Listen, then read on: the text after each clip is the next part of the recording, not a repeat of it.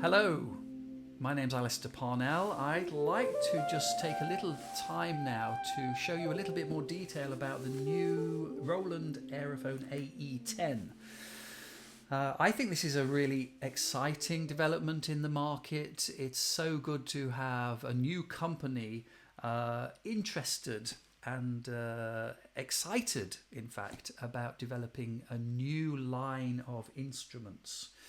And so I'd like to show you a little bit more detail now because I don't think there's that much yet on the internet, and some of you may well have some questions.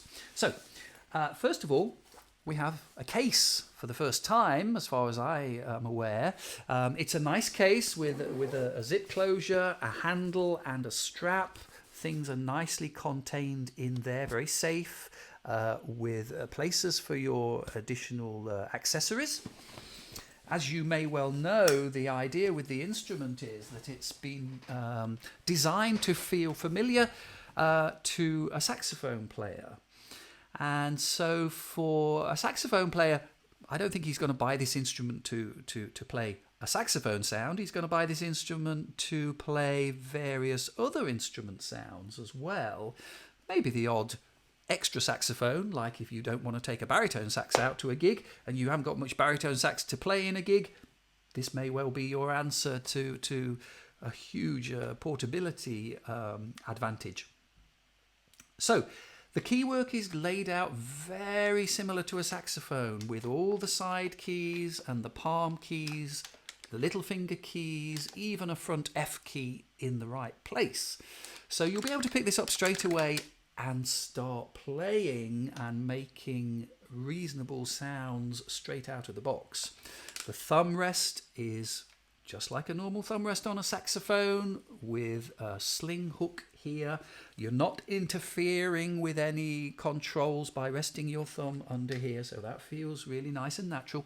The Octave System here, again, it'll feel comfortable to have your thumb on that plate and just to nudge one octave up and down if that's what you want to do, just like a saxophone. If you want to go further in the menu system and use this to go up to 3 octaves higher and 3 octaves lower, you'll be able to do that as well. We'll look at the menu system in a little more detail in a moment. We have 2 speakers on board. We have a speaker facing upwards towards the player and a speaker facing forwards. They're not particularly powerful, but they are very useful for reference, for quiet practice if you haven't got headphones or whatever. Also, that's going to set up a response, a vibration in the instrument. Now, there is a little bit of an interest there, because if you're playing this instrument and the thing feels like it's vibrating, again, like a saxophone from the instrument itself, there's something that feels kind of a little bit more natural about that, rather than just having the sound coming out from the PA. There are inputs and outputs here, USB, and we have 1/4-inch jack stereo out to headphones or out to your amplification system, and very usefully an input for an MP3 player, so you can play along, the sound will be mixed in there. You can have your own, if you like, self-contained studio.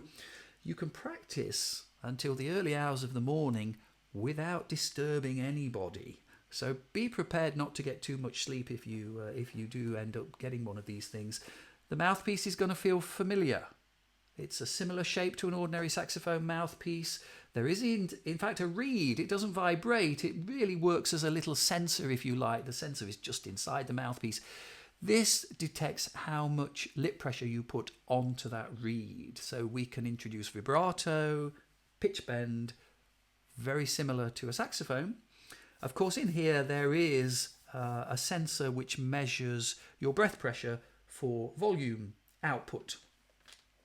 And the other thing we've got here, again, on the back, if you want to get more involved with the possibilities, we've got this multi-directional sort of joystick here. Up and down for pitch bend, up and down. Side to side gives us quite a range of different controls depending on whether you're playing internal sounds or external sounds. So for instance, on some of the internal sounds, this might change, say, from an arco string sound to pizzicato. So you've kind of got two sounds in one there. Very quick just to change into the pizzicato mode. On some sounds, that might introduce, say, a growl effect to the sound. If we go the other way, on some sounds we get portamento effect. On some sounds, that can be something different again. So there's quite a lot of control in that little thumb lever there, which you can set up in the menu system for each sound. And so as the basic outline of the instrument, I think that more or less covers it. There's two more things I will say before we look at the menu system. One is that the breath dispersal, if you like. Now, established wind synth players might have a clue what I'm talking about here. On some instruments, it can feel quite unnatural about the way that the air dissipates through the instrument, and some people have felt that the air just doesn't get lost quickly enough, so it feels rather unnatural. Somehow on this instrument, it feels to me very natural. The amount of air it takes to produce the sound and the sort of amount of air that you get rid of as you play a phrase feels very comfortable. Now, here's a slightly geeky part of this instrument, or for some of you wind synth players. This isn't putting out breath controller CC2 messages. It seems to be sending out expression CC11 messages.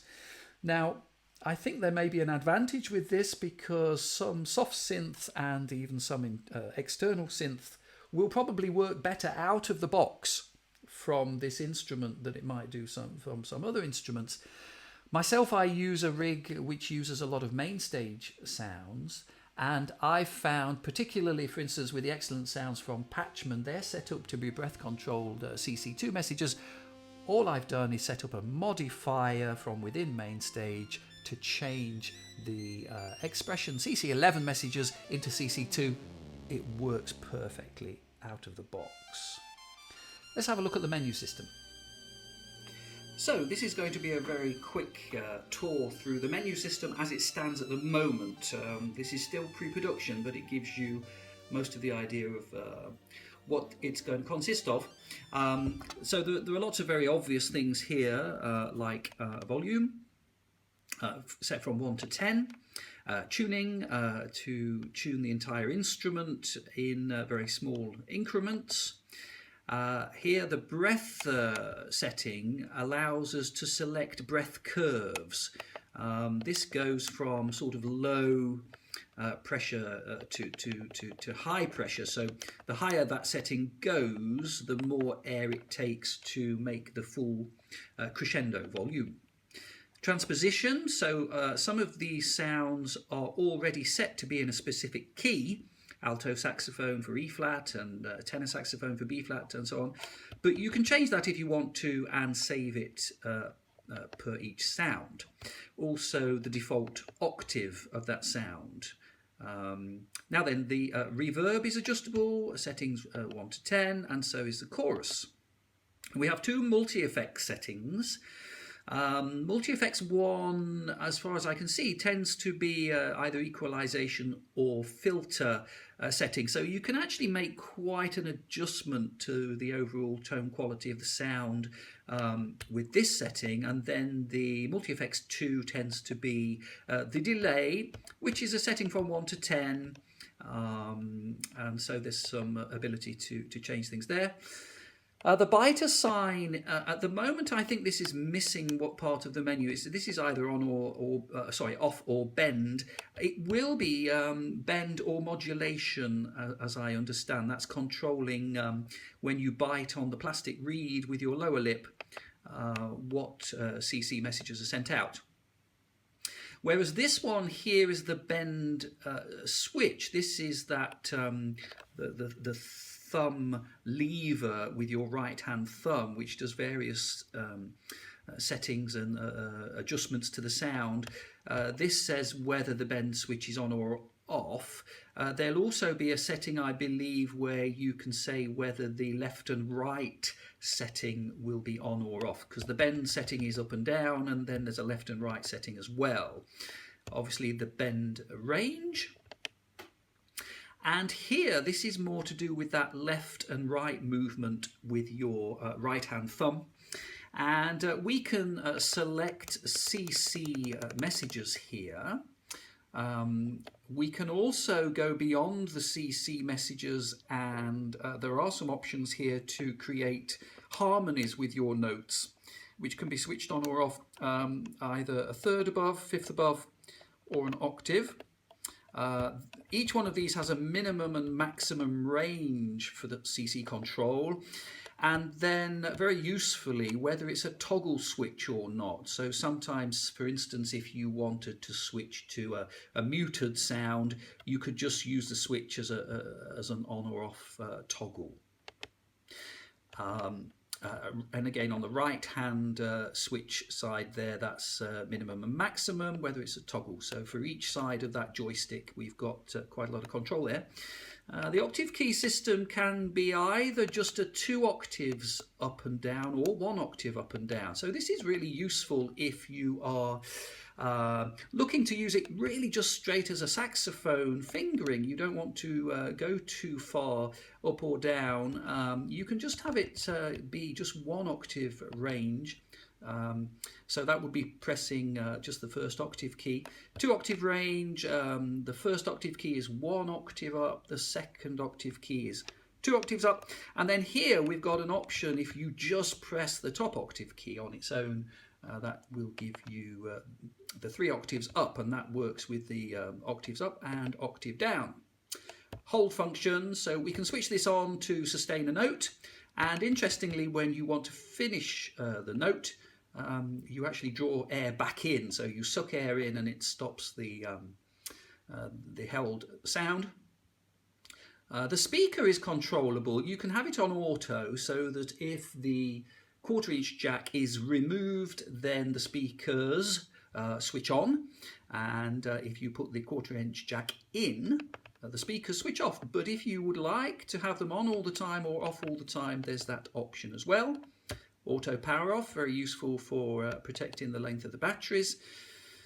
And then this fingering mode is very interesting. This is the first time that I've ever seen this on a wind synthesizer. This actually gives us the option to save specific fingerings.